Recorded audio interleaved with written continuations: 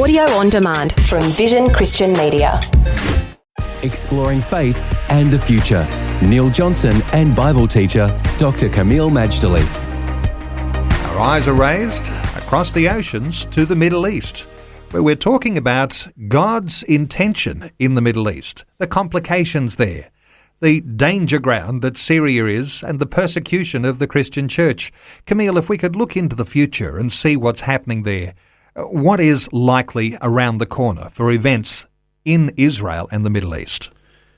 That's a great question, Neil, and I'll do my best to answer it. I, of course, am a humble Bible teacher that teaches prophecy, and I'm very prepared to do revisions where necessary. But what could happen in the future? What appears to be the case is the Middle East is becoming more complicated, it's becoming more destabilized, it's becoming more radicalized. None of this is good news, either for Israel or any other peace-loving people in the region. The fact is that it all is heading for a fulfillment of prophecy. What prophecies are we talking about? Well, you've got several to choose from. One is Psalm 83. It's a psalm that talks about an invasion of Israel by her immediate neighbors. Roundabout. The place names that are there may not be household names to many Bible readers, but it is that these names are identifiable, and they are the neighbors. What happens at the end of Psalm 83 is not clear from the text. It's a prayer that, of course, the enemies that want to obliterate the name of Israel from off the face of the earth, they themselves will be dealt with. But we don't read of any outcome there. Then, of course, we've got Ezekiel 38 and 39, which is the Gog and Magog invasion. Now, this is the subject of whole books. It's a fascinating, if not at times unnerving, prospect of a spontaneous, unprovoked, massive invasion of Israel in the latter days from the far north in coalition with countries, none that are next door neighbors to Israel, Put, Cush, and Persia. That's Iran, Libya, and then Cush could be Ethiopia / Somalia / Djibouti / Eritrea / Sudan. It could be a little bit of all that. Plus bonus, Gomer and the house of Togarmah, which may or may not involve Turkey.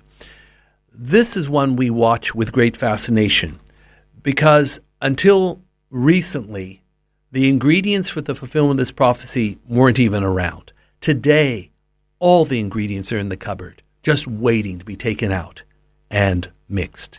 So we're keeping a close eye on the activities and the changes that might be happening with Turkey, and also, I guess, their potential inclusion in the European Union. I often tell people, Neil, that if you're going to watch one country, apart from, say, Israel, then Turkey is the country to watch. Others would say, what about Iran? What about Iraq? What about Egypt? All these are very interesting and very important nations. No question about it. All of them that I've just mentioned, Egypt, Iraq, Iran, and Turkey have all had empires in antiquity. And in Turkey's case, had an empire up to the 20th century. Once you've had an empire, if you could ever have it again, you would. But Turkey is the one to watch. It's to watch because of its history, its geography, the way it is governed. It is a very unique example of a secular, very, very secular Muslim majority country. The Turks are unlike people I've found anywhere, and they have evolved too. Today, if you look at the average Turk, they can look like anybody because of a lot of intermarriage. We even have some prominent Turks here in Australia, the late John Ilhan, Crazy John mobile phones, or Larry Emdor. He's of Turkish background too. They are everywhere. Unique history and culture. But the point is this, Neil. Whichever way Turkey goes, if it goes west in European Union, that'll be one outcome. But if it goes east, we'll all feel the trembling. Faith and the Future with Neil Johnson and Dr. Kameel Majdali from Teach All Nations.